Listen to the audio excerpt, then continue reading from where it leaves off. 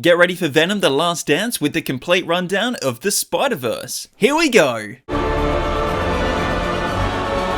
Peter Parker, who has a very Marvel name, like Wade Wilson, Bruce Banner, and Matt Murdock, is a 30-year-old, 17-year-old high school student who lives with his Aunt May and Uncle Ben. Peter is a nerd who's constantly bullied by his classmates and bus driver. Stop the bus! One day at a school excursion to a science lab, Peter asked to take Mary Jane Watson's photograph on this thing called a camera, which is what people used to take photos on before smartphones were invented. Peter has a crush on MJ and is definitely going to use these images for the school newspaper and not his personal collection. However, as he's taking MJ's photo, a spider bites Peter on the hand, so he does the responsible thing by not telling the teacher, a scientist, or visiting the hospital, instead returning home and going to sleep on the floor. Luckily, the spider that bit Peter was radioactive, so not only does he survive the night, but Pete wakes up with super strength, sense, agility, sticky hands, web shooter, and better vision. Half of these powers he discovers at school, like catching a tray of food and shooting webs from his wrists. Fortunately, no one is suspicious of any of this, because who can't do a standing triple backflip, am I right? Peter wants to use his new abilities for monetary purposes so he can buy a crappy $2,000 car and impress Mary Jane, but his Uncle Ben is like,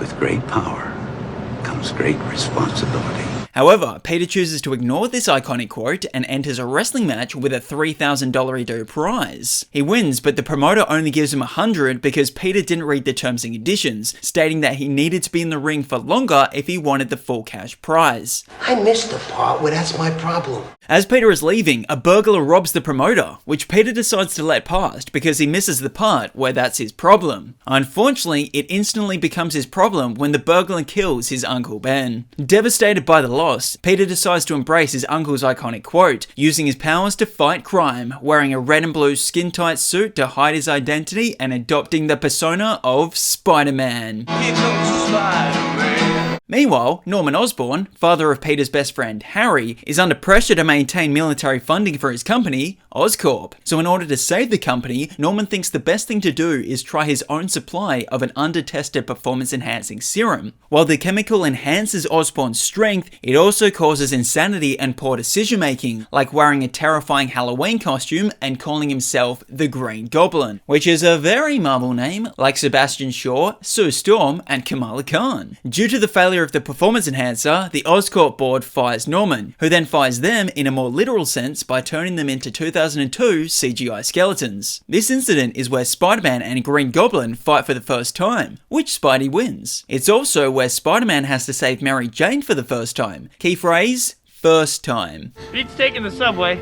Peter is living with his mate Harry, but is struggling financially, so he gets a freelancer job as a photographer for the Daily Bugle newspaper run by J. Jonah, Jimmy, Jason, Jackson, Jordan, Jasmine, Julian, Josephine, Jessica Jameson, a junior. Now, a newspaper is this thing that people used to read to be informed about current events before TikTok was invented. Tomorrow morning, Spider-Man, page 1, with a decent picture this time. The Green Goblin and Spider-Man have another battle, this time wounding Peter, which makes Norman suspicious at Thanksgiving. Now knowing Spider-Man's identity, We attack his heart.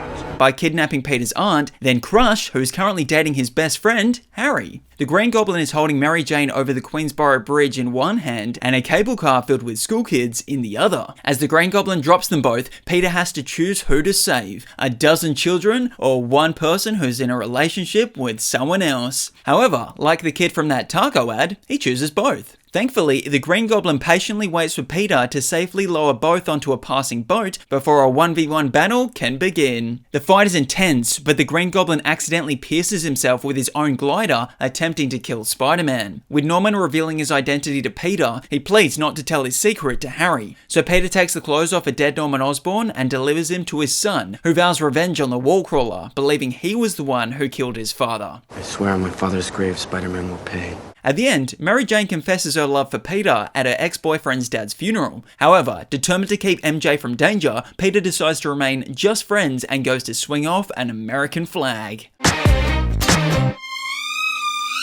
Meanwhile, in an alternate universe in the jungles of 1973 Peru, a pregnant Constance Webb is looking for a web that belongs to a specific and rare species of spider, a spider that carries rare healing properties that could be used on people. She finds the spider only to be betrayed by Ezekiel Sims, who shoots Constance, taking the spider and leaving her for dead. An indigenous tribe tries to rescue Constance with the venom of another spider from the same species. This gives her enough strength to birth her child Cassie into the world, but unfortunately passes away straight after. 30 years later, and Britney Spears is at the top of the charts next year. Cassie is a paramedic in New York City, working alongside Ben Parker, not to be confused with Ben Wyatt, Ben Cooper, or Ben from Wet Hot American Summer. During an emergency, Cassie goes from savior to savvy. Savvy? She falls in the water and needs to be saved. While in the H2O, she has peculiar visions, but brushes it off as deja vu. Later, while Cassie is at a barbecue struggling to open her product placement, she continues to have these visions and realizes that she's actually seeing into the future. Meanwhile, Ezekiel is also 30 years older because that's how time works. At some point during those 30 years, he used that spider he stole on himself, gaining the powers of advanced physical attributes and the ability to deliver dialogue without even moving his lips. Less than nothing. I will not give up. He's having daydreams about 3 women in tight cosplay, but they're not actually dreams. They too are visions of the future. This is no fantasy, it's a horror, as the 3 women are trying to kill him with their own spider abilities. Ezekiel's fear of the visions coming true causes him to search for Julia, Anya, and Matee so he can kill them before they kill him. Luckily, Cassie also happens to be on the train where all this is about to go down and is able to save the 3 women. They then steal a taxi and hide in the forest, waiting for this to all blow over. Cassie returns to her apartment to find her mother's notes about the spiders, while the other 3 pop into a nearby diner and dance on the tables to the hit 2003 song Toxic, which was released in January of 2004. In said diner, somebody is reading the newspaper where the cover article shows the 3 women who have been presumed captured by Cassie. Luckily, the Daily Bugle newspaper found out about the story, wrote an entire second newspaper for the day, printed it, released it, and got it into the hands of someone in a diner in the middle of nowhere, all within a couple of hours, or no one would have known to call the authorities. Unfortunately, the call is intercepted by Ezekiel, who tracks them down. Fortunately, Cassie returns just in time to save them the second time. They spend the night in a motel where Cassie, a paramedic, somehow does a worse job at explaining CPR than Michael Scott. I wonder if this lesson will come in handy later. The next day, Cassie travels to Peru to learn about great power and great responsibility, leaving Julia, Anya, and Matee with Ben Parker so he can learn what it might be like to look after kids that aren't his own. In Peru, Cassie learns that her mother wanted the spider venom to save her unborn child from getting the fatal hereditary disease that Constance suffered from. Meanwhile, Ben's sister-in-law, Mary, is going into labor with Peter Parker, so they need to get to a hospital. While driving there, they're caught on some random security camera outside a TV repair shop. The 2003 4K footage is transmitted to Ezekiel's high-tech setup and is able to track them down. But you're never gonna believe this next part. Cassie saves them just in time. They then have an end-of-movie fight at Product Placement Warehouse where Ezekiel dies and Cassie loses her eyes. As Cassie is drowning in the water, Julia brings her to the surface. Then she and the other 2 put that CPR lesson to good use, bringing Cassie back to life. Oh, and she also broke her back somehow. Like, I legitimately have no idea how or when that happened. But she's in a wheelchair in the comics, so she might as well be in the movie too. Anyway, the movie ends with Madam Web, Spider-Woman, Spider-Woman, and another Spider-Woman ready for their next adventure. 2 years after the events of Spider-Man, Peter is struggling to live a dual life. He's missing classes in college and now he's been fired from his pizza job not delivering an order fast enough. Pizza time. To avoid failing his science class, Harry, who's now the CEO of Oscorp, helps set up a meeting with scientist Dr. Otto Octavius, who has a very Marvel name, like Sebastian Shaw, Bruce Banner, and of course, J. Jonah, Jimmy, Jason, Jackson, Jordan, Jasmine, Julian, Josephine, Jessica, Jameson, Jr. The meeting is so that Peter can write a paper on him. Otto was working on fusion-powered technology that would allow him to harness the power of the sun in the palm of his hands. Well, not quite his hands, but mechanical tentacles connected to him. Unfortunately, the science experiment goes wrong, becoming unstable and nearly destroying the building. Luckily, Peter is also Spider-Man, so he was there to save the day. Unluckily, Doc Ock's inhibitor chip that was allowing Otto to have control of the tentacles burns in the chaos, causing his arms to become sentient and take control of him. Corrupted by the artificial intelligence in the mechanical arms, Doc Ock plans to rebuild the energy provider, but he's going to need to steal money to pay for the parts. Luckily, as we know, banks are filled with vaults of gold coins, so Doc steals a couple of bags. Unfortunately for Ock, Peter also happens to, once again, be at the exact same location as the Chaos and saves the day as Spider-Man. But it doesn't all go to plan, having an existential crisis and briefly losing his abilities. Meanwhile, Mary Jane has well and truly moved on from Peter, becoming engaged to John Jameson, who has a very Marvel name, like his father, J. Jonah, Jimmy, Jason, Jackson, Jordan, Jasmine, Julian, Josephine, Jessica Jameson, a junior. Despite wanting to keep MJ safe, Peter still has feelings for her. This double life is becoming too much for Peter and decides that he's Spider-Man.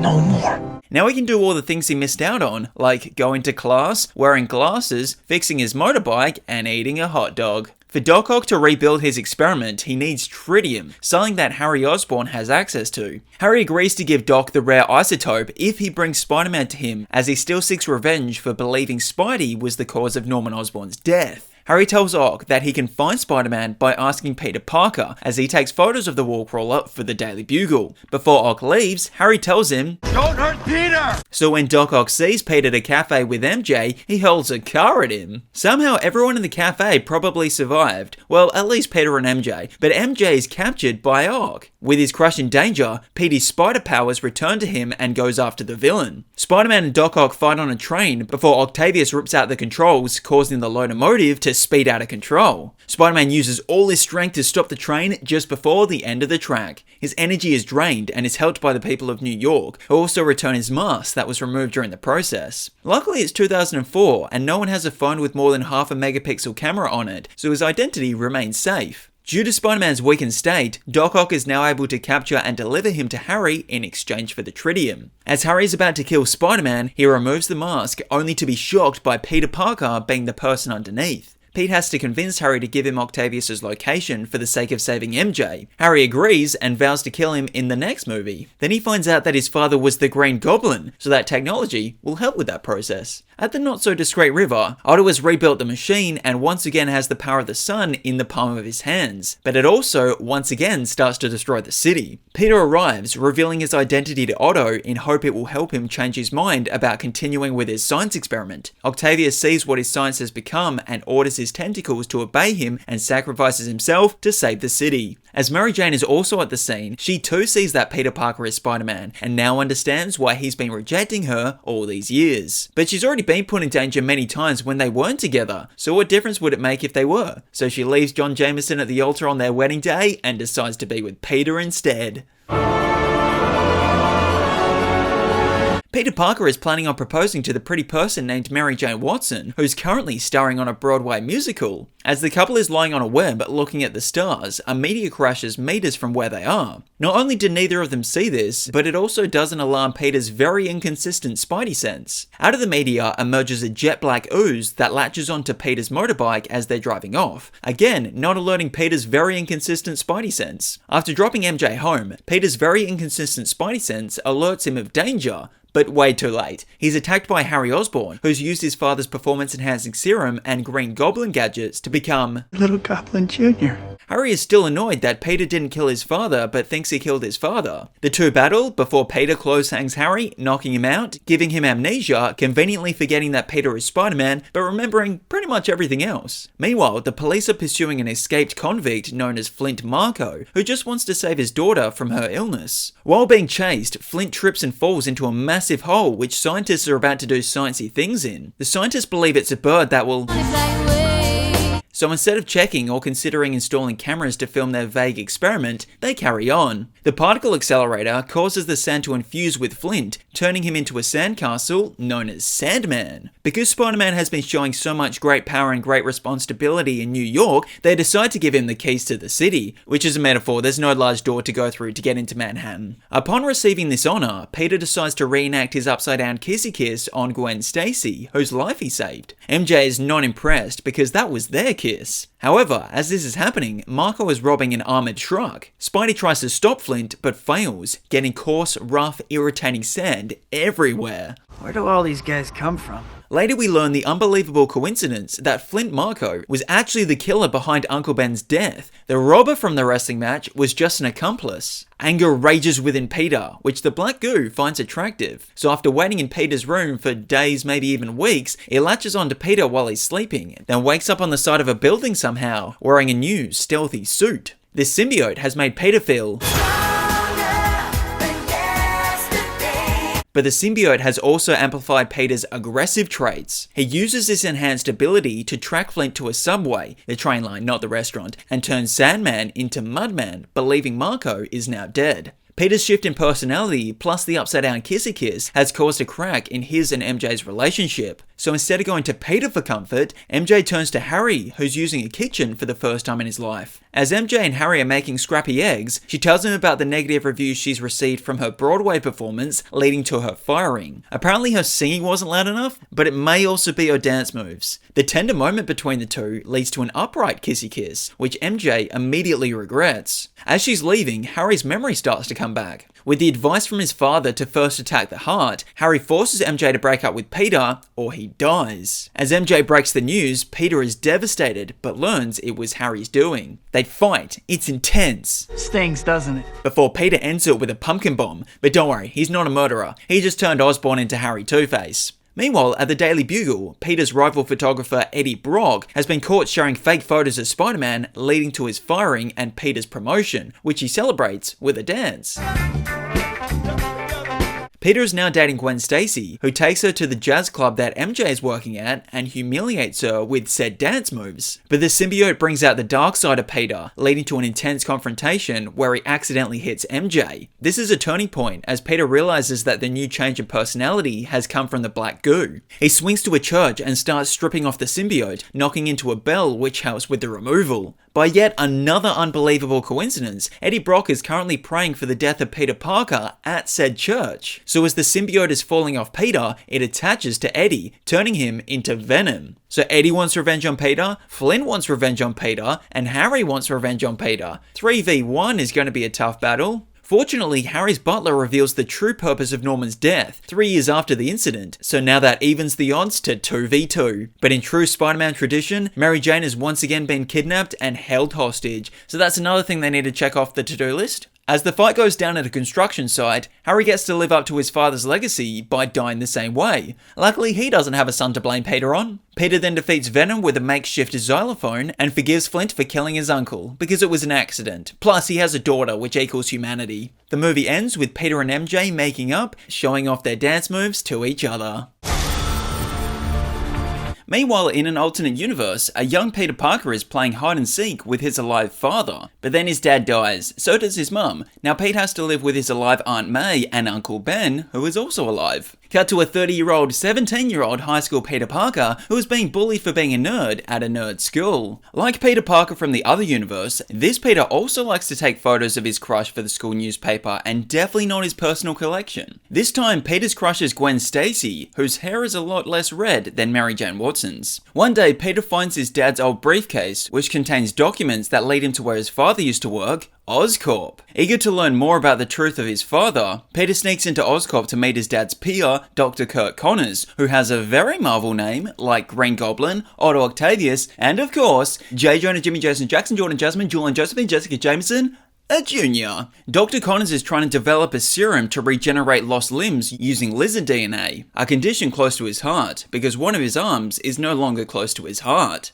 While at Oscorp, Peter breaks into a restricted room using an insanely complicated security system that he's able to see from a long distance away. In the room are hundreds of spiders that don't freak Peter out at all, so he plays the guitar on one of the webs. Unfortunately, this triggers all the spiders to fall onto Peter, with one even biting him. So he does the responsible thing by not telling a scientist or visiting hospital, instead going to sleep on a New York train. Luckily, the spider that bit Peter was genetically modified, so not only does he survive sleeping on a New York train at night, but Peter wakes up with super strength, sense, agility, sticky hands, but no web shooters. So he uses his big brain to make his own. Peter initially uses his great power and great responsibility for things like dunking a basketball and breaking the backboard, throwing a football and bending the post, and probably some other sport related things. But then his Uncle Ben is like, with great power comes great responsibility, but in a way similar to how a uni student tries to meet the total word count. This leads to an argument between Peter and Ben, causing Pete to break some more glass and leave to buy milk. Sadly, his mother didn't give him enough milk money due to her not being alive, so he leaves empty-handed. However, as he's leaving, a burglar robs the store and gives the chalky milk drink to Pete for free. The robber runs down the street and shoots Uncle Ben when he tried to stop him. Pete feels responsible, so he decides to embrace his uncle's not-so-iconic quote, using his powers to fight crime, wearing a blue and red skin-tight suit to hide his identity and adopting the persona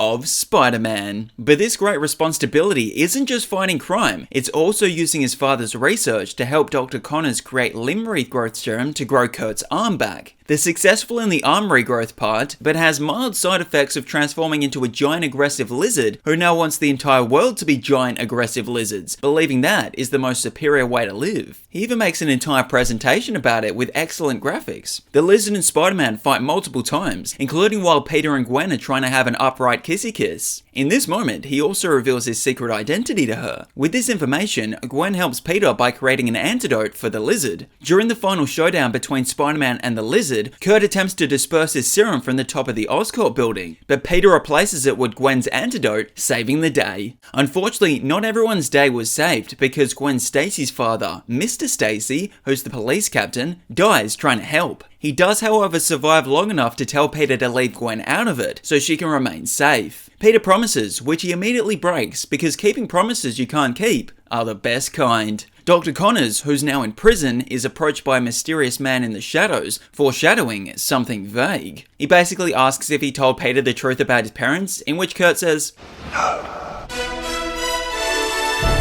The first Amazing Spider-Man was the untold story about Peter Parker's parents, which remained untold. So The Amazing Spider-Man 2 opens with Peter Parker's parents telling and doing things we had already been told. This includes Oscorp keeping secrets and Peter's parents dying in a plane crash. In the present day, Peter is continuing his life as Spider-Man, protecting New York City from danger. This time he's stopping a Russian named from stealing plutonium. Meanwhile, Gwen is doing her high school graduation speech, which Peter arrives late for. I think I know that guy. While Peter and Gwen may be dating, he's struggling with the whole keeping promises you can't keep are the best kind, so the couple become two singles. Meanwhile, Norman Osborn, owner of Oscorp, dies of a genetic disease, so his son Harry Osborn returns to Manhattan to inherit the company and the billions of dollary dues that come with it. Harry is also the childhood friend of Peter, so the two catch up to talk about girls and stuff. Harry then starts researching the same spider experiment that gave Peter his powers, hoping it will save him from dying of the same genetic disease that killed his father.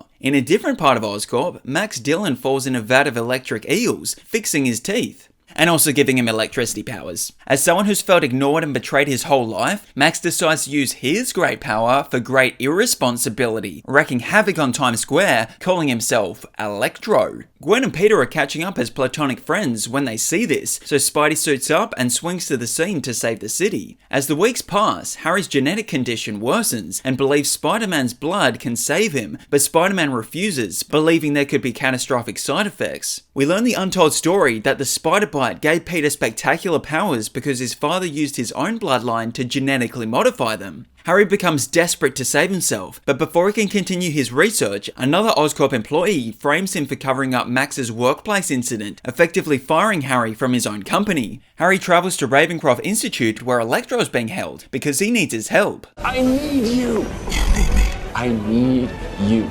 You need me. I need you. Harry breaks Electro out of his containment before Max uses his electricity powers to create a fabric suit. The two then head back to Oscorp, where Electro helps Harry break into the vault in exchange for all the city's electricity. In the vault, Harry injects himself with the leftover spider venom, but it has catastrophic side effects. His skin turns green and his face becomes goblin-y like. Meanwhile, Electro has caused a mass blackout in New York, so Spider-Man goes to save the day. Gwen comes too, because her and Peter back together again, and she knows how to snap the power back on. The Lovebirds are successful, overloading and destroying Electro. Now Peter and Gwen can get back to their happy lives together. Oh, Harry Osborn has shown up. Realizing that Spider-Man is Peter Parker because of Gwen Stacy being there, Harry first attacks the heart. Gwen falls from a height, but Peter catches her with his webbing. Oh, but it was too late. She whipped her hair back and forth on the concrete floor. It turns out making promises you can't keep are the worst kind. Consumed by grief, Spider-Man is no more. Months go by and crime goes up. One day, Peter is watching Gwen's graduation speech, where she gives her own version of a great power, great responsibility type quote. But again, in this universe, everyone is trying to reach a word count, so there's nothing really quotable about it. But it is enough to inspire Peter to return as Spider-Man, just as Alexei, now sporting a mechanical rhino suit, is attacking the city in his Sinister Six audition. Meanwhile, in an alternate universe, a Captain America Civil War is happening between Team Iron Man and Team Captain America. The United Nations is preparing to pass an act that would see all heroes overseen and controlled by a UN panel. Tony Stark is all for this, while Steve Rogers says, no thank you. As the two opinions are preparing for an inevitable battle, Tony seeks out a 17-year-old, 15-year-old high school Peter Parker in Queens, New York, because Team Iron Man needs all the help he can get. They've only got a robot, an assassin, a Black Panther that's just a person, and 2 Iron Mans. After seeing a video of Spider-Man online, Tony was able to use his tech to somehow figure out that Peter Parker is Spider-Man. Despite Peter having homework, Peter agrees to join Iron Man's side and is given a new, high-tech suit. The battle between Team Cap and Team Iron takes place at an airport in Germany, where Tony allows Peter to have a cool entrance so it can be used in the trailer for the movie. The two sides battle where Spidey gets in some good kicks and some good quips. You have a metal arm? That is awesome, dude! He even takes down a giant man by reenacting a really old movie. Ultimately, neither side wins the battle, but Peter can now go home to finish his homework. Spider-Man Homecoming opens in New York with the aftermath of an alien invasion that was taken care of by the Avengers in 2012. Adrian Toomes and his salvage company are contracted to sweep up the mess, only for the operation to be shut down by the Department of Damage Control. Furious about losing his livelihood, Toomes persuades his employees to keep the Chitauri technology they've already salvaged and use it to create advanced weapons. 8 years later, and it's 2016 somehow. Then an additional 2 months later, Peter Parker is back at school after his Captain America Civil War. He keeps messaging Tony Stark's friend, Happy Hogan, who has a very Marvel name like Pepper Potts, Wade Wilson, and of course, J. Jonah, Jimmy, Jason, Jackson, Jordan, Jasmine, Jordan, Josephine, Jessica Jameson Jr., asking when his next mission will be. But Happy, who's been tasked with looking after Peter, is leaving him on red. Peter becomes frustrated, not being able to do any cool crime fighting, but then he does some cool crime fighting and nearly dies. You can see why Tony Stark isn't returning his calls. I mean, he can't even keep his identity a secret, because his best friend Ned finds out, causing him to drop his Lego sculpture based on a really old movie. Peter is more obsessed about being Spider-Man than Peter Parker, even neglecting a social event to wear his cool costume. He stumbles upon a weapons deal organized by Toom and his gang, selling tech created from the Chitauri technology. Peter tries to stop the sale, only for Adrian to stop him in a high-tech vulture suit. He flies Peter up to a point where he reenacts a really old movie before Pete can free himself, splashing into the water below. A remote control Iron Man suit saves Peter while Tony drinks then drives in a different time zone. Determined to prove himself, Peter retrieves a Chitauri power core dropped by one of Toomes' crew. Unfortunately, while on a math decathlon field trip in DC, Washington, not the comic rival, the power core explodes inside the Washington Monument. Peter, as Spider-Man, saves his friends who are trapped in an elevator inside and is seen as a hero, despite being completely responsible for practically destroying part of a 150-year-old building. Riding on this high, Peter tracks down Toomes on a ferry to stop yet another weapons sale, but things go very wrong, causing him to reenact yet another really old movie. But this time, Peter can't save the day. He has to rely on Stark arriving to help. He reprimands Peter for his recklessness, subsequently taking away his Spider-Man suit, but does give him a free oversized New York tourist shirt. Peter returns to his regular school life, even asking his crush, Liz, to the homecoming dance. When Peter arrives at Liz's house to pick her up, he discovers that her father is Adrian Toomes. This makes things really awkward. And we know Peter isn't great at keeping secrets, so Adrian instantly figures out that he's Spider-Man. Toom warns Peter to stay out of his way, which he agrees to, but then immediately gets in his way, because keeping agreements you can't keep are the best kind. Peter interrupts Toomes' plan to hijack a Stark cargo plane filled with advanced weaponry, with the battle culminating in a crash landing on Coney Island. Adrian's suit has been destroyed in the process, so Peter uses his great power and great responsibility to save him. But then he leaves him for the authorities. Peter has shown that he has what it takes to be an Avenger, but when Tony offers him a spot on the team with perks such as a new iron suit, he turns it down to remain a friendly neighborhood Spider-Man. Stark is confused, having never been rejected before, but is impressed by Peter's maturity and even returns his old suit. Plus, he doesn't even ask him to give that tourist shirt back. That probably cost like $40. As Peter puts the suit back on for the first time, we see that he hasn't fully matured because he forgot to close his bedroom door, leading to his Aunt May swearing at him in shock. Meanwhile, in prison, Adrian Toome catches up with someone who has a scorpion tattooed on his neck. I wonder if that will lead to him being a villain named Scorpion, like how Max Dillon from that other universe had a cake with electric bolts on it and became Electro. Peter is on a school bus. Suddenly he gets chills, they're multiplying, then turns to see a spaceship in the sky over New York City. Peter gets his mate Ned to cause a distraction so he can suit up to be Spider-Man. When he arrives at the scene, Tony Stark, Bruce Banner, who has a very Marvel name, like Betty Brant, Blackguard Boltagon, and of course J. Jonah, Jimmy, Jason, Jackson, Jordan, Jasmine, Julian, Josephine, Jessica Jameson, Jr., Wong and Doctor Strange are engaged. Sorry, correction, it's just Tony who's engaged. The rest are engaged in a battle against Thanos' Black Order. Thanos is someone who wants to solve universe hunger by collecting 6 colourful gems and snapping his finger to eliminate half the population. One of those stones is the Time Gem, currently in possession of Doctor Strange, who doesn't want to give it up. So Ebony Maw from the Black Order takes him up into their spaceship. Peter follows as the ship takes off. He's losing oxygen, so Pete takes his fabric mask off, but that doesn't really improve the breathing at all. If only he didn't reject that Iron Spider suit, then he would be able to breathe right now. Luckily, Tony sends up that Iron Spider suit, so he's able to breathe now. Together, the two iron-suited heroes board the ship and travel into a galaxy far, far away. On board the ship, Peter reenacts a really old movie, freeing Doctor Strange and ejecting Ebony Maw into space, the final frontier. But just as they lose one passenger, they gain 3 more, Mantis, Drax, and a second Peter, who doesn't have a very Marvel name. Initially, they think the others are their enemy, but turns out these are some of the Guardians of the Galaxy who know Thor of the Avengers. So they team up as they share a common goal of defeating Weird Chin Guy. They land on the planet of Titan and wait for Thanos. In the meantime, Doctor Strange watches the spoilers of how they're going to defeat the Mad Titan. Turns out they have really bad odds, but in order to win, they have to lose, meaning when Thanos arrives, Strange has to give up the Time Stone. Then, not long later, Peter doesn't feel so good, and it's not the high altitude sickness. Thanos has snapped away half the population, one of them being Peter Quill and another being Peter Parker.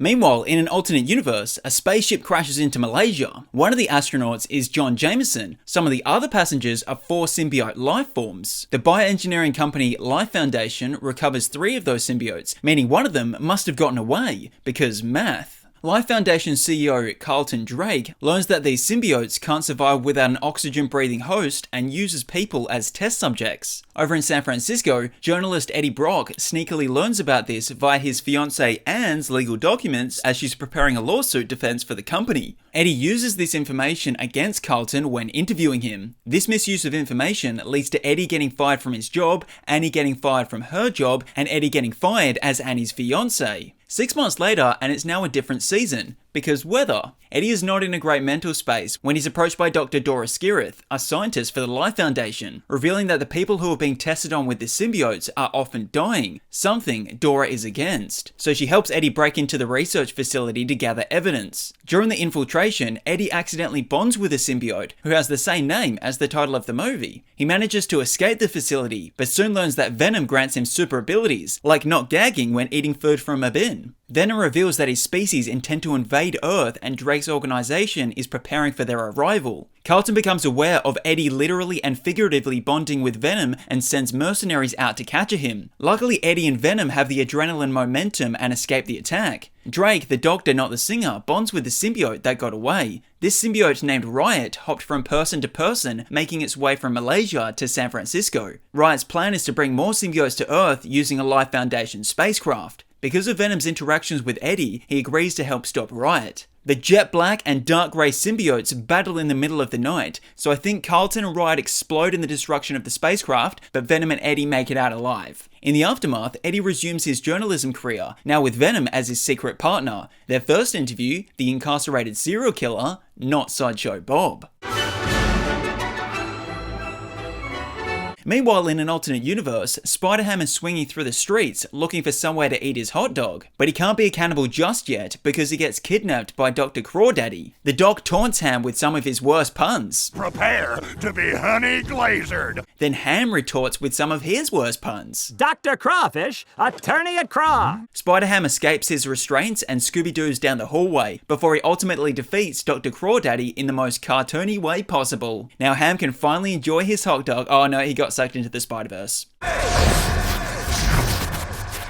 Meanwhile, in an alternate universe, Peter Parker is the one and only Spider-Man, but more about him later. We meet a teenager living in Brooklyn named Miles Morales, who has a very Marvel name, like Peter Parker, Reed Richards, and of course, J. Jonah, Jimmy, Jason, Jackson, Jordan, Jasmine, Julian, Josephine, Jessica Jameson, a junior. Miles, or kilometers for Australian viewers, just kidding, he's miles all around the world. He's struggling to metaphorically fit in and is feeling pressure from his parents. So Miles goes to visit his Uncle Aaron where they tag an abandoned subway. Train station, not the sandwich. While tagging, Miles gets bitten by a spider with the number 42 on it. So he does the responsible thing by not telling his uncle or visiting a hospital, instead returning to his dorm and going to sleep. Luckily, the spider that bit Miles was genetically modified, so not only does he survive the night, but he wakes up with super strength, sense, agility, sticky hands, smaller pants, but no web shooters. Miles returns to the scene of the bite, where he stumbles upon a battle between Spider-Man and the Green Goblin. Miles gets a front row seat to watch Spider-Man try and plug in a USB. Everyone always gets it the wrong way around the first time. The drive is to disable a super collider built by Wilson Fisk, aka Kingpin, to access parallel universes. The Kingpin's wife and child has died in this universe, so he plans on bringing in an alive version from an alternate universe to replace them. Unfortunately, Spider-Man isn't able to complete the task and is wounded pretty bad, but his Spidey sense goes off, alarming him that Miles is near and also has powers, so he passes the great power and great responsibility onto him before being killed by the Kingpin. Peter Parker is Spider-Man, no more. That title now goes to Miles Morales. New York has a new hero in town, who immediately breaks the drive containing the data to destroy the collider. Not to worry, New York has a new hero in town, Peter B. Parker, who's been sucked into this universe from another dimension. This version of Peter Parker is older and has a B, the letter not the insect, in the middle of his name. Peter B decides to help Miles on his mission so he can get back to his home, while at the same time teaching him how to use his powers. The two break into Kingpin's research facility, steal a computer with the collider data on it, get attacked by Doc Ock, throw a bagel at some nobody, and escape the vicinity. They continue to be chased, swinging through the trees thanks to Peter B. Parker's web shooters, until another spider variant saves them. It's Gwen Stacy, who's from a different universe of her own, a universe in which she survived. The three go to Aunt May's house, who just goes by May to them because she's not their aunt. May takes them to a secret underground base used by Peter, where we meet three more spider variants who have also been dragged into this universe: Anime, Black and White, and Looney Tunes. They're here to help with the mission, but end up dropping Miles from the team because his performance has been down. Disappointed, Miles goes to his Uncle Aaron's house to discover that he's actually a villain working for Kingpin as the Prowler. Miles rushes back to May's house to warn the others, but he's accidentally led Prowler to them, plus more of Kingpin's gang. Miles takes the new flash drive created thanks to Penny and evades, only to be caught by his uncle. With his uncle about to kill his nephew, Miles reveals his secret identity. Luckily, the uncle and nephew get along, so Aaron doesn't kill Miles. But Kingpin does kill Aaron for not finishing the job. Miles flees the scene, and even more of his family shows up, this time his police officer father and brother of Aaron. The spider variants regroup, taking the drive off Miles and setting out to finish the task without him. But Miles is determined to prove himself, so with little time to waste, he goes back to Aunt May's house, selects one of the dozens of Spider-Man suits, spray paints it black, climbs to the top of the tallest building in the city, then meets up with the others. They're able to use the drive to send all the spider variants back to their own dimensions, before Miles defeats Kingpin, stopping the Universe Collider from destroying the concrete jungle where dreams are made of. Miles Morales is now this universe's one and only Spider-Man.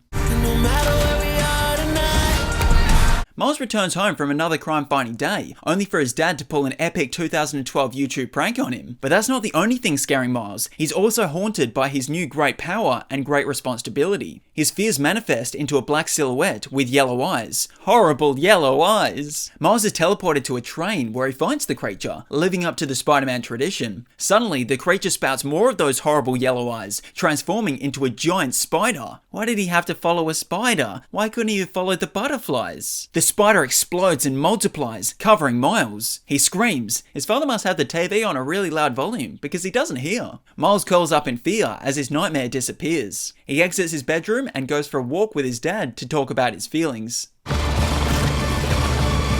Meanwhile, in an alternate universe, Gwen Stacy is really great at playing the drums. It's been 16 months since she was pulled into Miles Morales' universe and is reflecting on her life as Spider-Woman. Her origin involved Peter Parker dying by a big steel beam, with the police, including Gwen's father, thinking she murdered him. There's an incident where Gwen fights an alternate universe Vulture, who could have easily been defeated by scissors. During the battle, Miguel O'Hara and Jess Drew from yet other universes show up. The two are from the Spider Society, a society of spider variants tasked with preventing universes from disruptions of canon events. Not in the sense that they go to circuses to prevent acrobats from being fired out of cannons, but by stopping timeline events they believe will destroy universes. After defeating Origami Vulture, Gwen's father shows up, arresting her over the death of Peter Parker. Gwen reveals her identity, but George Stacy has a great responsibility as a police officer to still arrest her, despite being her father. Not wanting to be arrested or go to prison, Gwen resists arrest and escapes with Miguel and Jess through a dimensional portal. Meanwhile, back in Miles' universe, he's got problems of his own, like advertising faulty baby powder and finding a Spot, and also a villain named Spot. Turns out the pair's origins are linked. The Spot created the spider that bit Miles, and Miles threw a bagel at the Spot.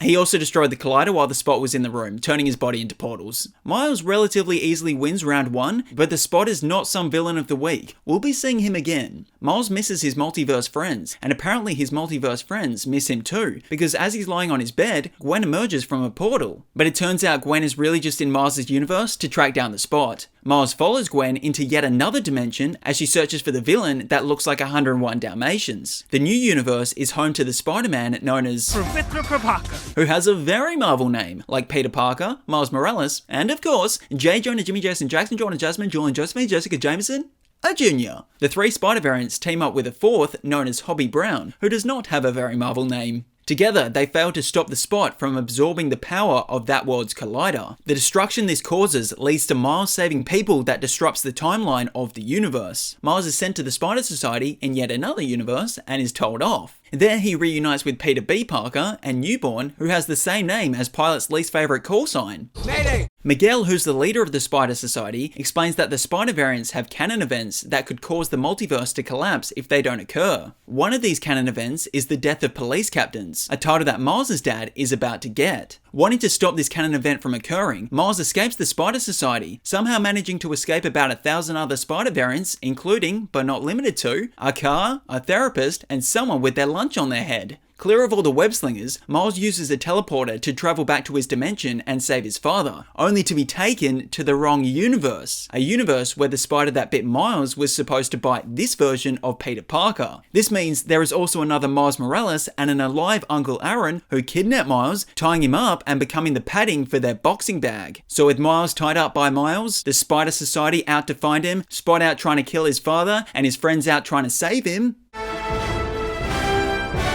Meanwhile, back in the Marvel Cinematic Universe, Peter Parker, Doctor Strange, and the Guardians of the Galaxy's dust particles reform together. Doctor Strange then informs them about the events of Avengers Endgame before waiting for Sam Wilson to say, "On your left," so they can have a dramatic opening of portals from across the universe. I assume this was important in the one way to defeat Thanos. Anyway, there's an epic battle. Spider-Man uses instant kill on his suit, he has a ride on Mjolnir and a Pegasus, plus hugs both Tony Stark and the Infinity Gauntlet. Tony Stark then says his superhero name and wins the battle. Unfortunately for Tony, this causes him to die, so there's a funeral with pretty much only the heroes. I assume he didn't make any close acquaintances outside his heroing gig. Then Peter does his cool but overly long and complicated handshake with Ned, who also disappeared in the blip. Nick Fury and Maria Hill are investigating an unnatural storm in Mexico when they encounter not Sandman. Suddenly, a mysterious figure named Mysterio saves them with some kind of mystery magic. Meanwhile, Peter Parker is sad about the loss of Tony Stark, but happy about going on a school trip far from home to Europe. But before Peter gets too far from home, he has a quick to-do list to check off. First up is buying a travel adapter because every country has to have different plugs for no reason. He then sells his action figures to afford a gift for his crush MJ, but he holds on to Lobot because she's not that worth it. She would totally understand. Peter Parker then passes the people patiently waiting to pick up a passport, before ending the day doing the cop's job for them. After all the world saving lately, Peter just wants a break from being Spider-Man, but immediately upon arriving in Venice, Peter has to be Spider-Man to save the city from an attack by not Wade from Elemental. That night, Nick Fury is waiting for Peter in his room where he shoots Ned with a tranquilizer, then orders Peter to come with him. They go to a secret underground base, where Fury gives Peter a fashion upgrade in the glasses department thanks to Tony Stark. He then meets Mysterio, who's working for Fury, where we learn he's from another universe trying to stop elemental beings from destroying this world like they did to his. But Peter doesn't want to help, because he's on vacation. So Fury swears at him, gives him a new suit, and orders Peter to use his great power for great responsibility. Spider-Man and Mysterio successfully defeat Not Lava Girl in Prague, where the two start to grow close. Mysterio becomes a mentor figure to Peter. He becomes someone Pete can trust, but then he instantly becomes someone Peter shouldn't have trusted, because after handing over his high-tech sunnies, believing that Mysterio is a better hero than he, it's revealed that the person behind the elemental attacks was Mysterio all along. It turns out Mysterio, aka Quentin Beck, was a former Stark Industries employee disgruntled by Tony Stark's treatment of him. Beck and his team used advanced holographic technology and drones to create the illusions of the elementals. Now with the technology from Tony's Sunnies, he plans on creating an even more dangerous elemental to emerge dramatically, do some damage, throngs of screaming people, and just when all hope is lost, Syndrome Mysterio will save the day. He'll be a bigger hero than Iron Man ever was. He'll give them heroics. He'll give them the most spectacular heroics anyone's ever seen. Meanwhile, Peter is getting romantic with his crush, Michelle Jones-Watson, who's 67% sure that he's Spider-Man, then becomes 100% sure when he admits it. At the same time, they find one of Mysterio's holograms and realizes his deception. Peter races to Berlin to inform Fury, only to be tricked by Mysterio's illusions, getting defeated and waking up in the Netherlands. Peter is not happy. This is Happy, who flies Peter to London to stop Mysterio. On the flight over, Peter does his best Tony Stark impression before the battle begins in a new suit. Peter destroys Mysterio's drones, creating the mysterious illusions, and defeats the villain. Quentin Beck is accidentally shot and killed by one of his own drones, but before he dies, he films and uploads a daily vlog claiming it was Spider-Man who was behind all of this, and that Spider-Man's name is Peter Parker. What the But before that can be explored, we learn that Mysterio wasn't the only one who was fooling the world. It turns out Nick Fury and Maria Hill were shape-shifting Skrulls, Talos and Soren, this whole time, while the real Nick Fury was in space relaxing in front of a TV screensaver. Meanwhile, back in the Venom universe, Eddie is struggling with his suit. Venom, not Tuxedo. Venom wants to eat baddies, but Eddie prefers chicken or lobster. So eat those guys. I can't. Sonny and Cher are best friends. Trying to rebuild his journalism career, Eddie continues to interview Cletus Cassidy at San Quentin State Prison as the inmate refuses to be interviewed by anyone else. During one interaction, Venom notices cryptic drawings on Cletus's cell walls and is able to deduce that these are the locations of the victims Cletus has killed over the years. The serial killer, not to be confused with a serial eater, is put on trial where he's sentenced to death by lethal injection. Cassidy feels betrayed by Eddie, but saves him a front row seat for his execution, an offer which Brock takes up. Before the execution, Cassidy insults Eddie, provoking Venom to lash out. Cassidy tries to eat Eddie, which causes him to ingest a small part of the symbiote. I have tasted blood before, my friend, and that is not it. As the lethal injection process takes place, the symbiote inside Cassidy awakens, transforming him into Red Venom. He goes on a rampage, killing guards, freeing himself before freeing his lifelong love, Francis Barrison, aka Shriek, who has a really bad singing voice but uses it to yell people away. Cletus's and Shriek's relationship isn't, dare I say, the most symbiotic relationship, as symbiotes don't like high-pitched frequencies. Meanwhile, Eddie and Venom go on a break, where Venom hooks up with other beings, but he doesn't feel connected to them in the same way that he did with Eddie. A detective named Patrick Mulligan has suspicions over Eddie because of his link to Cletus and arrests him. Eddie's ex-fiancée Annie acts as his lawyer and helps him find Venom to return him to Brock. Cletus wants revenge on Eddie for betraying him, and Shriek wants revenge on Mulligan for shooting her in the face while trying to attack him years ago. So the pair kidnap Mulligan and Annie to lure Eddie and Venom to them. The final battle takes place in the worst possible location, a cathedral with a massive bell and a shrieking Shriek, threatening both red and black symbiotes. Shriek reenacts Ernesto de la Cruz's death in Coco, while Cletus is separated from his symbiote and reenacts Lord Farquaad's death. And he is safe, and Detective Mulligan's eyes set up the next movie. To avoid the authorities, Eddie and Venom decide to leave San Francisco and chill out on the beach, only to be pulled into the Marvel Cinematic Universe.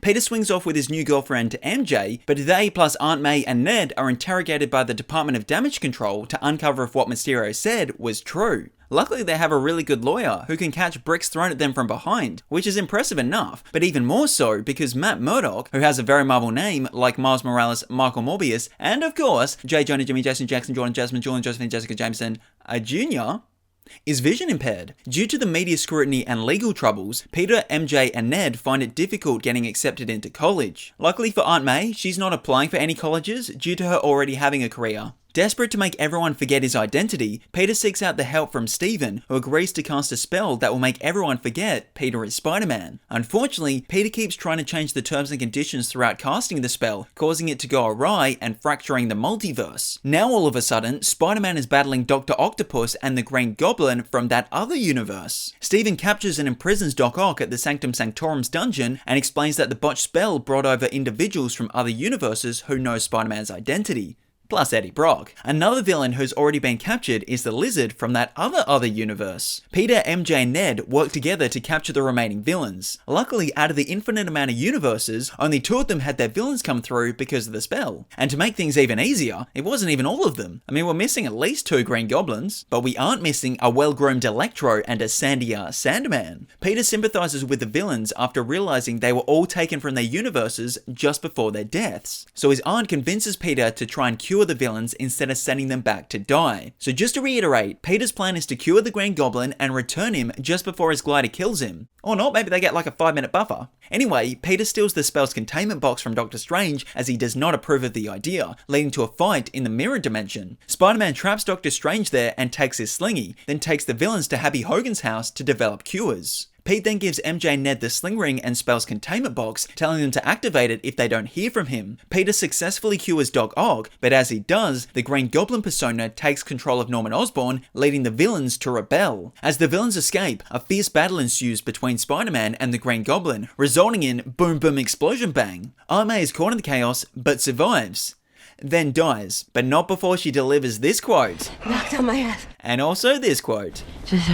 But most importantly, this quote. With great power, there must also come great responsibility. MJ and Ned are worried about Peter, so they try to find him with Doctor Strange's sling ring, but it's the wrong Peter Parker. Instead, it's that other universe's Peter Parker, who awkwardly stands there for a beat so us as the audience can lose our frickin' minds. Ned tries again, but it's once again the wrong Peter Parker. Instead, it's that other universe's Peter Parker, who awkwardly stands there for a beat so us as the audience can lose our frickin' minds. Together, they all find this universe's Peter Parker and bond over how all their relatives also kind of said that same responsibility quote. They then use this Peter's school to create cures for all the villains, which conveniently has all the supplies they need to make it happen. The 3 Spider-Men then lure the villains to the Statue of Liberty for a final battle. While waiting, they fix each other's backs, brag about villains they've faced, and learn that this one's organic web fluid probably comes from their oh, the villains are here. Working together, they cure Sandman, Lizard, and Electro, then other Peter learns how to catch falling people to save MJ. This universe's Peter then battles the Green Goblin, trying to kill the villain as revenge for killing his aunt, but other Peter stops him.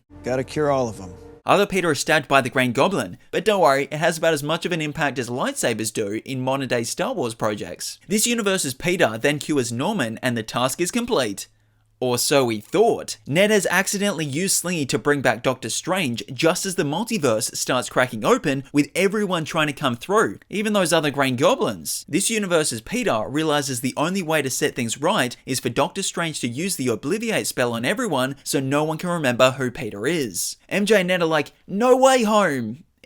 But it has to be done, so they too forget him. The multiversal beings teleport back to their original universes, and some from this universe even get sucked away, but we'll come back to that. While Peter promised to find MJ and Ned to explain everything, he realizes that with great power, there must also come great responsibility, so he can either give up being Spider-Man and see his friends, or sew a new suit and slide through the rooftop snow. He chooses the latter. Meanwhile, Eddie Brock is learning about this world before being sucked back into his universe, but not before Venom tips the waiter with a tip of him. Meanwhile, in an alternate universe, we meet Michael Morbius, who has a very Marvel name, like Miles Morales, Matt Murdock, and of course, J. Jonah, Jimmy, Jason, Jackson, Jordan, Jasmine, Julian, Josephine, Jessica Jameson, a junior. He has a rare blood disease, making it difficult to walk, something that the pilot of the helicopter is just learning about as they land outside the Batcave. You need a doctor? I am a doctor. This same pilot also claims that they Shouldn't be here when it gets dark. which is why they left it till dusk to arrive. Morbius sets up a trap at the mouth of the cave, trying to capture bats, hoping their genes hold the cure to his condition. With the trap set up, hundreds of bats fly straight through it, getting trapped somehow. Flashback to a young Morbius in a hospital where he meets someone with the same condition as Michael and has the same name as a popular Aussie chocolate flavoured drink. Hello, Milo. Forward to the present day, Michael rejects the Nobel Prize. despite creating artificial blood because he's still unable to fix his own. Morbius meets up with Milo to request funding to complete his science experiment on a boat in international waters because it's a little dodgy. On said ship, the computer says the experimental cure will work, which means it will definitely be safe. When Morbius tries it on him, it wasn't safe, transforming Morbius into half bat, half man, or half bat, half man. Morbius drains the blood of the evil S crew to make it seem like Michael isn't that bad of a person, he was just acting in self-defense. As the bloodlust subsides, Morbius destroys all the evidence and jumps off the ship to swim hundreds of Miles Moraleses back to shore before the authorities show up. Back in his lab, Michael's thirst for blood returns, but he doesn't want to drink people blood, so he quenches himself with the artificial version. Morbius has a bat bath before testing out all his vampire-like powers. Milo learns about the Super Twilight Serum that has major side effects and wants it too, but Morbius refuses because of said side effects. However, Milo takes it anyway, not caring about the side effects. Cause I've got one hand in my pocket. Long empty hallway plus faulty lights equals jump scare in 3, 2, 1. Okay, maybe not. Ah! Damn it, my timing was off. Morbius becomes the prime suspect of this murder, so he puts his hood up to become completely unrecognizable. Oh, he got recognized immediately. The FBI agents investigating Michael chase after him. Morbius jumps up a 20-story building to the roof, but is caught about 5 seconds later by the agent with one hand in his pocket who took the stairs. Cause I've got one hand in my pocket. The two FBI agents interrogate Morbius, who's being held in police custody. Your lawyer's here. Who's it going to be? Daredevil? She-Hulk? Oh wait, no, Marvel proper owns them. It's Milo. Believe it or not, it was actually he who killed the person in the hallway. So Morbius chases after Milo in the subway. Station, not sandwich shop. Milo is too strong for Morbius, so he rides like the wind away. Cause I've got one hand in my pocket. Daily chocolate is the cure to happiness. I knew it. Back on the run, Morbius puts his hood up to once again become completely unrecognizable. He comes across a secret underground lab, which he steals by lying about his name. I am Venom. Over at Milo's house, he's loving being able to walk, so much so that he's got the dance moves to rival Peter Parker from that other universe. Morbius has developed an antibody to stop Milo. Not wanting to lose his power, Milo almost kills Morbius' lab partner, so the two fight in the dead of night. Then in the space of about a minute, good Batman takes out bad Batman, Morbius' lab partner survives with powers we'll learn about in the sequel, then Morbius flies straight towards the camera. Slow down, you're gonna crash into it, oh no! You broke it. Come on, those things are expensive. Now they're gonna have nothing to film the sequel with. Cut to some time in the future, where Adrian Toomes from this universe is teleported to Morbius' universe thanks to Spider-Man and Doctor Strange. Toomes meets up with Morbius in the middle of nowhere with a vulture suit he got from who cares. He blames Spider-Man for being in the wrong dimension and asks Morbius if he wants to join his sinister team to get revenge somehow. Intriguing. And now you're all caught up on the Spider-Verse. You're welcome. Let me know in the comments what your favourite Spider-Man movie or spin-off is. And don't forget to absolutely obliterate that like, subscribe and share button. I'm just kidding. Only do it with enough force that it registers. I don't want any of you breaking whatever device you're watching this on.